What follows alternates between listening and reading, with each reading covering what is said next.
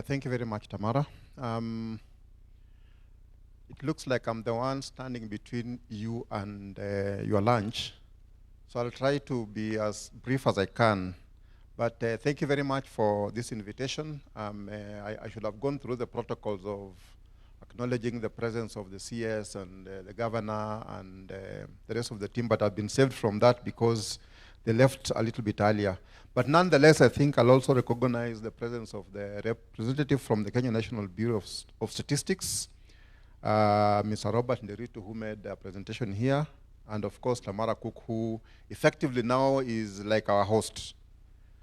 Let me first of all thank the Central Bank of Kenya, the Kenya National Bureau of Statistics, FSD Kenya, and of course the University of Nairobi for putting together this event and inviting KBA to give some remarks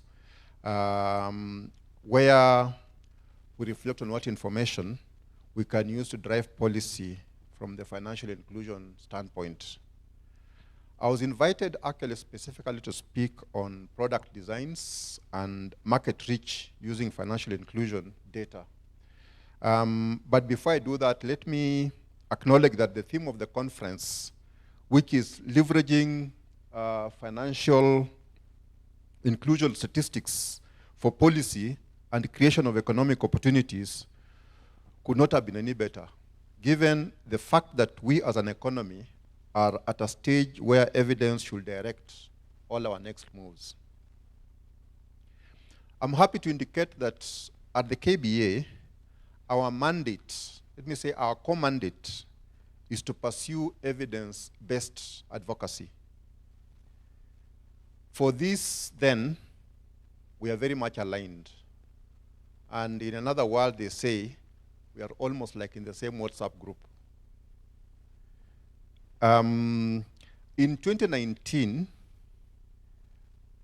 and KBA has been collaborating with the FSD for quite some bit of time. And so in 2019, KBA in collaboration with the FSD Kenya organized a workshop for bankers to explore the opportunities for using the financial inclusion data in their design of the business strategies.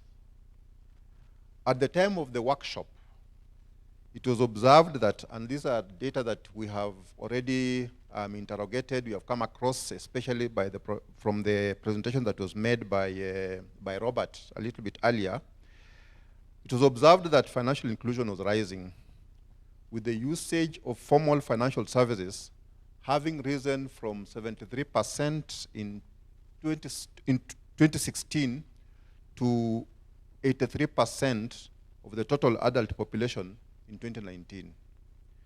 And this extremely excluded, those extremely excluded from formal and informal financial services had declined from 11% to 8% over the period. And this was good. Also, it was noted that the gender divide was narrowing, with the formally included men and women proportions rising to 85.6% and 80.4% in 2019, up from 79.7% and 71.2% in 2016, respectively, which is also good. However, the gaps still were noted, especially in the bank account uptake and use of informal financial services.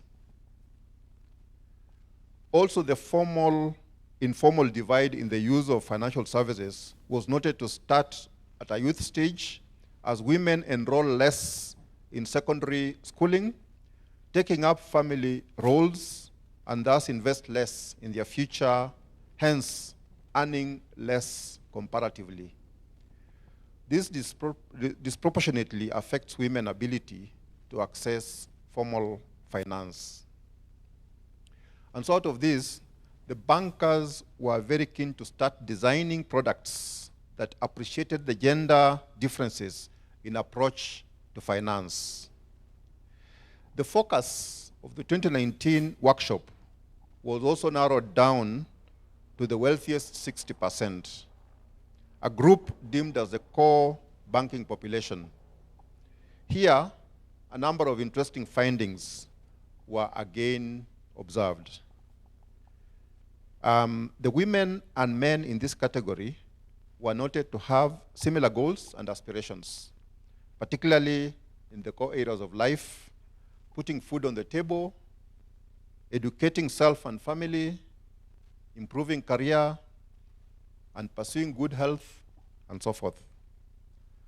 However, there were still gender gaps, particularly on the uptake of bank accounts, with 36.5% of men and 48.9% of women remaining unbanked.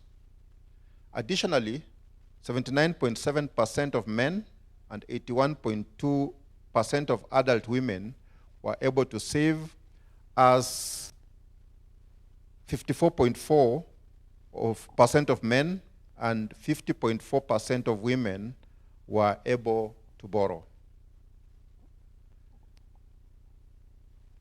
Fourthly, the women were more likely to save informally and less likely to put their savings in formal devices, especially banks, when compared to men.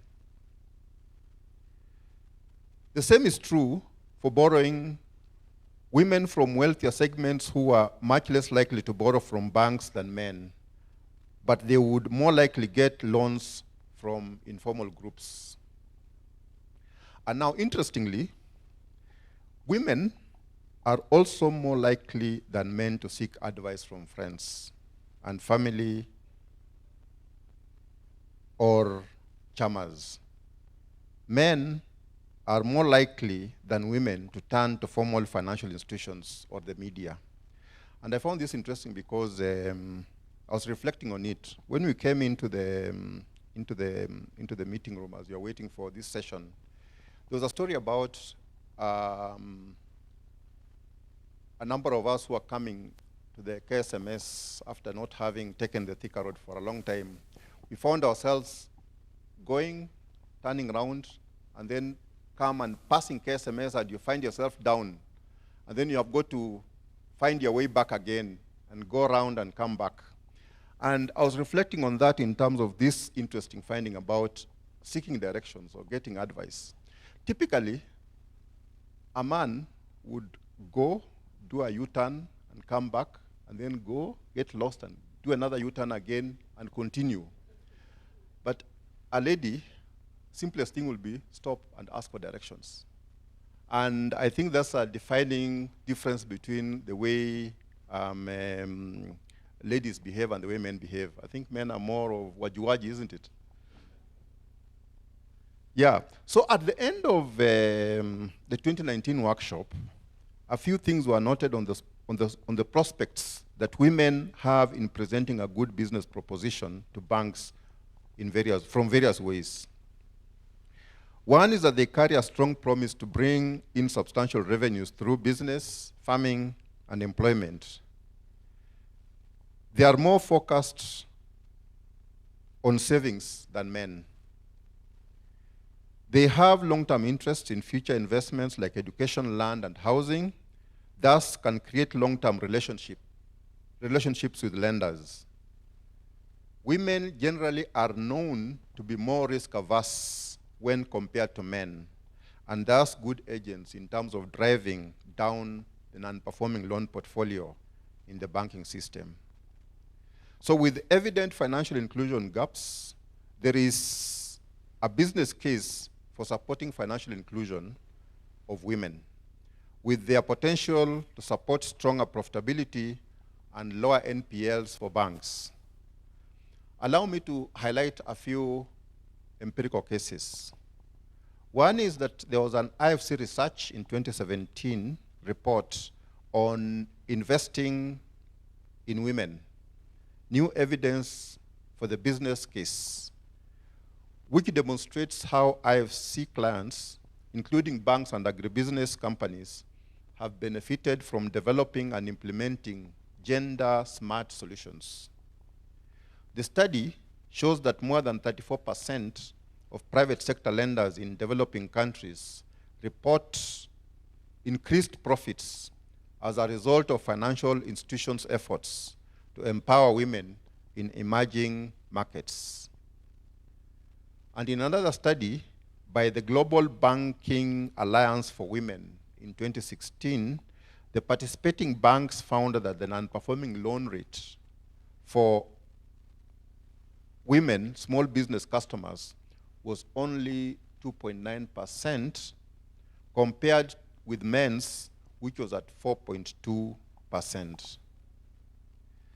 So from the financial inclusion statistics, banks are able to understand and better serve customers through effective identification of new market opportunities, designing product offerings, delivering the offerings, and generally building loyalty.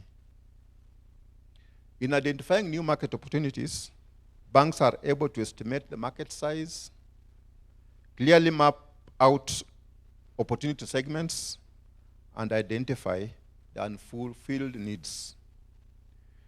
In terms of the design of products, they would effectively make use of use cases, adequately structure product features, and enhance the customer experience. On the delivery of products, banks are able to structure effective marketing strategies, pricing, delivery channels, and messaging around the product. And then finally, on building loyalty, banks are able to put in place strong incentives and rewards for customers and ensure customer retention for the long term.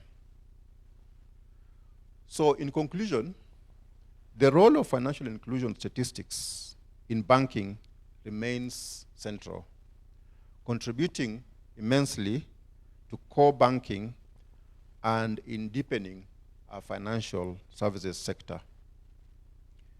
So going forward, and now with overall financial inclusion showing tremendous improvements, and we are keen to structure our conversations around the subject of financial health, to highlight the extent of utilization of financial services by the included population to meet their shocks. Thank you very much.